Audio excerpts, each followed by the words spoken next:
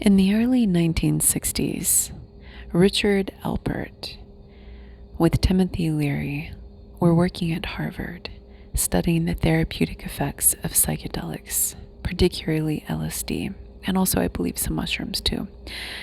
And they were excited by the results that were emerging from their laboratory, but these studies were incredibly controversial. And Mr. Alpert was faced with a decision: continue on your path or be fired.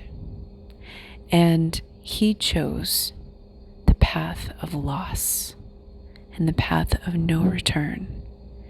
And a few years later, he traveled to India, where he found a guru and underwent a massive spiritual awakening, although based on his lectures, you can tell that he was already experiencing an expansion in consciousness by working with psychedelics. They're such an invaluable tool for that, for most people, not everybody.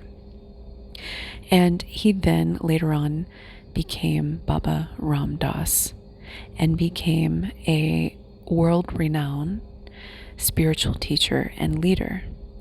And what I love about his story is that he was faced with a decision before a major reality shift event in his life.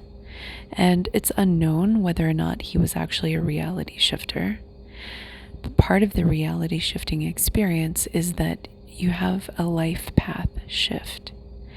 And this example demonstrates a major life path and identity shift, which then created an entirely new philosophy and identity and reality around Baba Ramdas, who I have a lot of respect for. Although I'm not a disciple of his teachings, I do like to listen to his lectures. I find him to be very pure and very humble, and I learn a lot from him about leadership and showing up in a heart-centered, authentic, humble way. Now, on your journey, when you start really reality shifting, you are going to experience life path shifts and overdrive. And the more comfortable you become with the loss, the easier these transition points are going to be. And this could mean breakups, job losses, home losses. I know a woman who lost her house in Oregon to a fire from a kerosene lamp. She was a single mother, and she had to race to get her 3 children out, and she lost everything.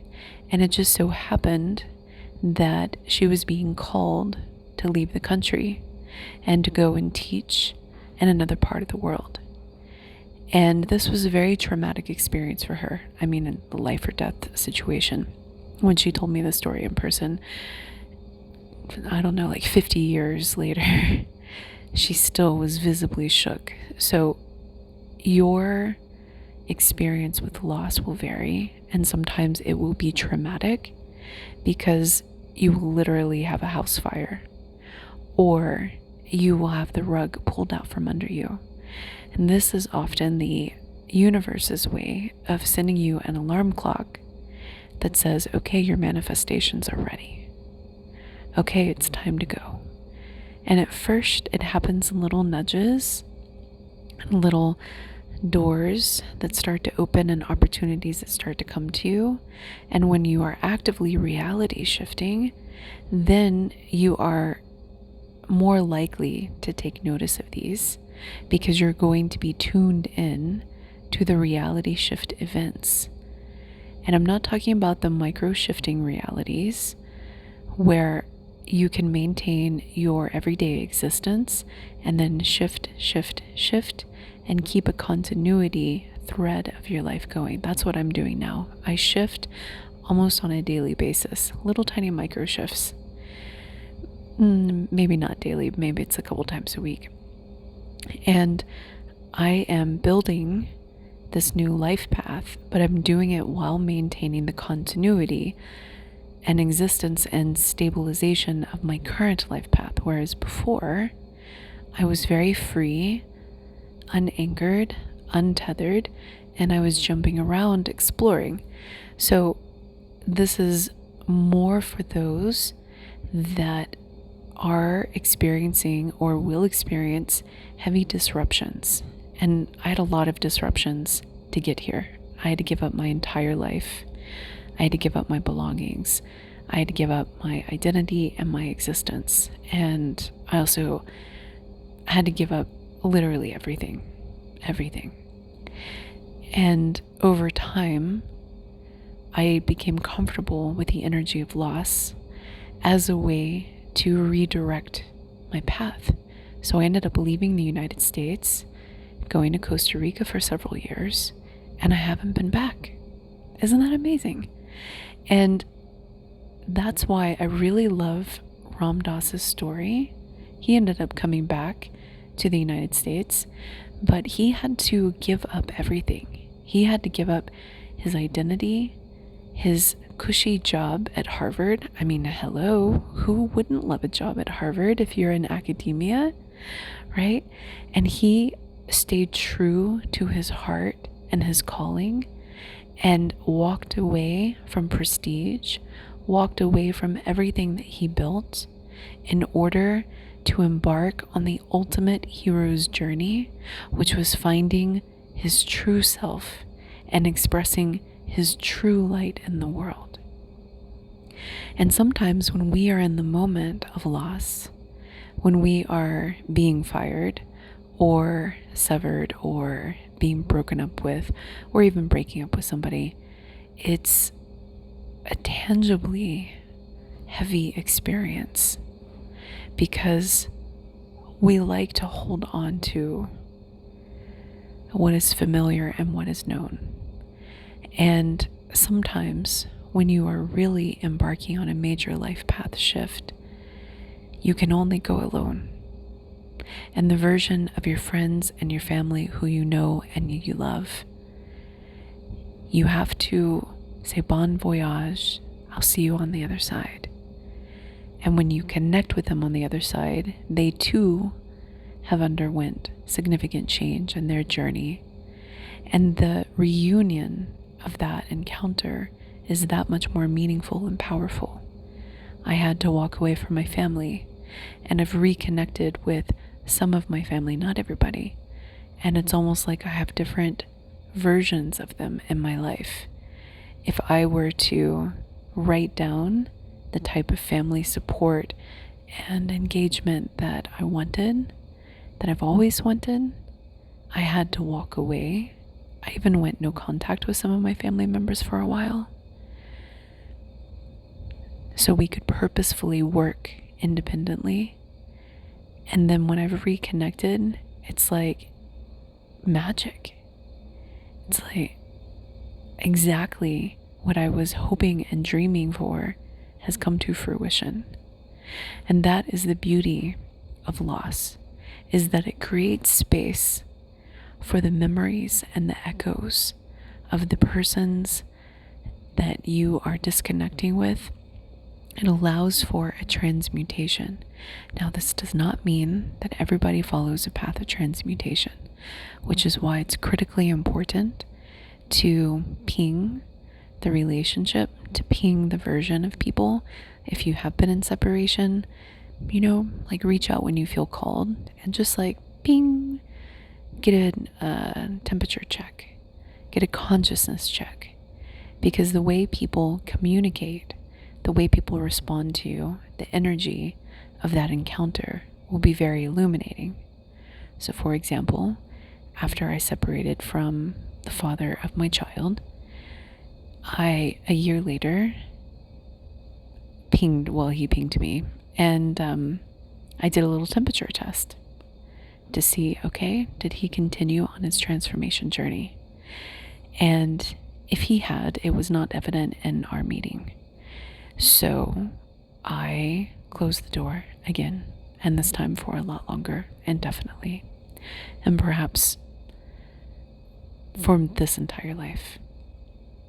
especially based on the last interaction, which was an escalation of some of the behaviors that I walked away from that I found to be very alarming and indicative that I would have safety problems. And I don't have time for that. I'm too old for this. Way too old. Like we get to a certain point where like, no, I know you have shadow work to do. You need to do that alone or with other people. You can't come into my life with this pattern. No. That's self-love and boundaries and self-respect. And so as a result, loss creates the space to allow for people to journey alone and then to reconnect. But that does not mean that everybody is going to join you in that higher octave. And so it's very important to exercise discernment and to exercise wisdom when you are trying to maintain a thread of continuity, and to be hopeful.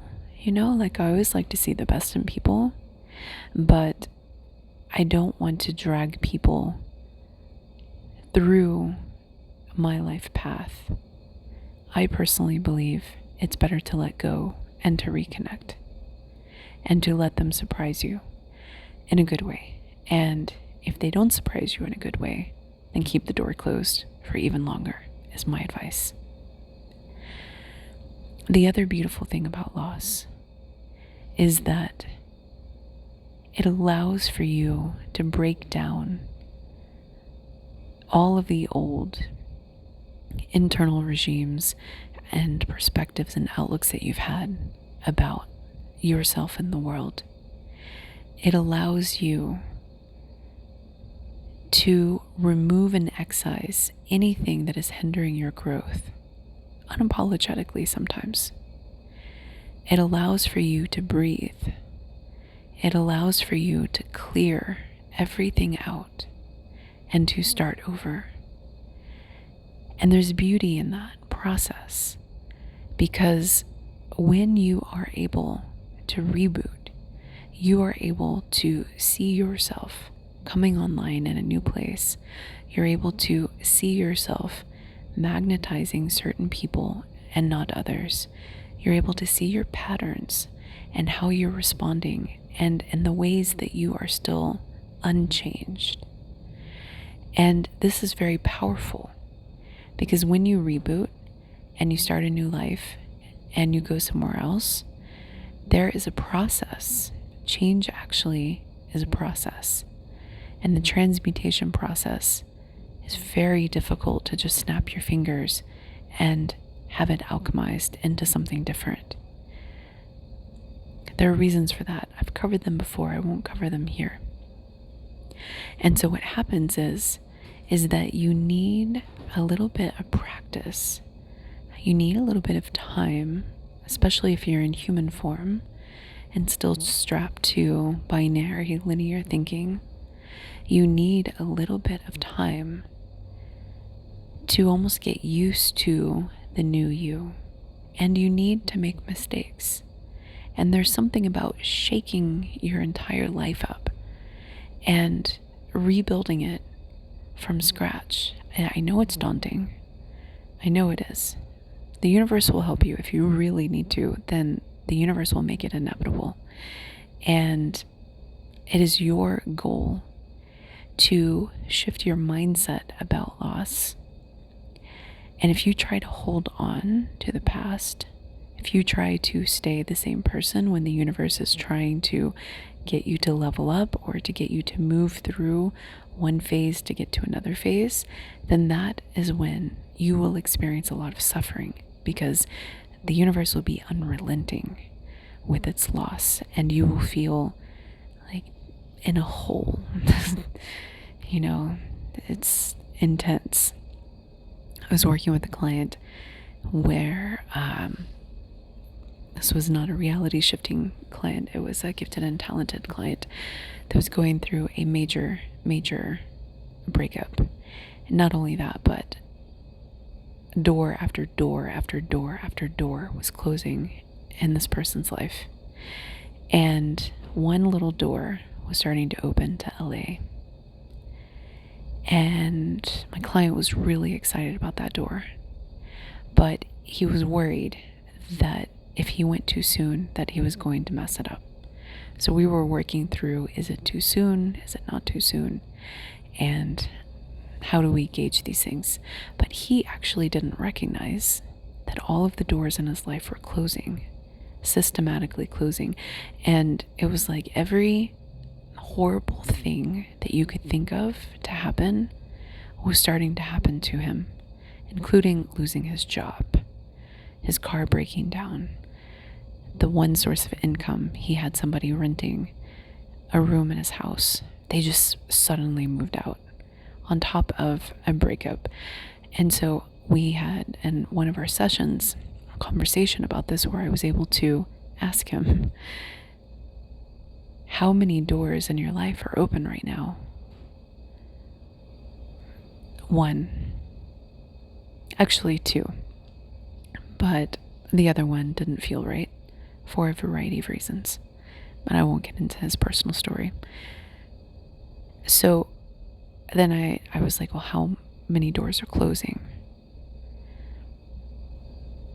All of the doors in his city were closing, indicating that the universe was helping to move him and to push him to a new life path where he was receiving potential support, not only a place to live, but of a job opportunity. The last I heard, he did not take it. We stopped working together after a while. Somebody else was paying for him, and they had some financial difficulty, so we were not able to continue. So, unfortunately, he was not able to make that move. And the last I heard, he was stuck in a cycle of stagnation. And it's a little more complicated. There were some codependency issues. And the person that was supporting him tried to reach out again, but it wasn't a good fit to work with them at that time, so I declined. So, unfortunately, the person that was supporting him did not want him to move and was using their shadow pattern to keep him where they wanted him, and had the wherewithal to actually do that, unfortunately. And I feel for him because he really needed help, not with the relationship, but with the person that was supporting him. And my attempts to help him with that, it didn't go over so well. I'll just leave it there. So we have complicated lives, as human beings, and the more neurodivergent you are, the more sensitive you are, and the more complicated things can become. So when you don't take those opportunities, then the suffering can get very, very intense, and one door can close after another. And when you try to hold on to your old identity, your old life, the old shell of who you had become, that is when it feels unbearable. There's always a way out, and it doesn't include a horror story and a way out. I'm not talking about that. The way out is to change. The way out is to embrace the loss. So you're homeless. Leave the country if you can. Go to a country where it's far less expensive. You don't know how to. Find an expat resource center wherever you're interested in. They're everywhere. Find a place where they also speak English. And cut your expenses by 2/3. And have the adventure of a lifetime. That's for some people that are really struggling with the inflation in the United States. and who maybe have been thinking about moving, now is the time to go. You'll feel it. Now is the time. So, loss actually is an opportunity. It's an opportunity to evolve, to change, and to get out before you sell a piece of your soul or before it gets worse. And I think about Ramdas, and if he had stayed in his professorship role, it might have felt oppressive to him because he would have had to close up his psychedelics research. He would have had to teach something that was more acceptable, and he would have had to straighten his tie and forget about any of the magic and the beauty that he was starting to experience as a psychedelic researcher who was having an expansion of consciousness. And so if he had sold his soul or his heart, then he could have had the security, the hollow, empty security, and the prestige that would have been its own sort of suffering in hell for him. It's not for everybody, but for him. And instead, he took the adventure. And he emerged as a miraculous, beautiful being that shaped the world in profound ways and was responsible for the healing and the ascension and the expansion of so many people, and continues to be a light in darkness even today. Even though he's no longer with us, his teachings are still being disseminated with reverence. So loss is actually kind of like a golden parachute if you see it the right way. We'll talk soon.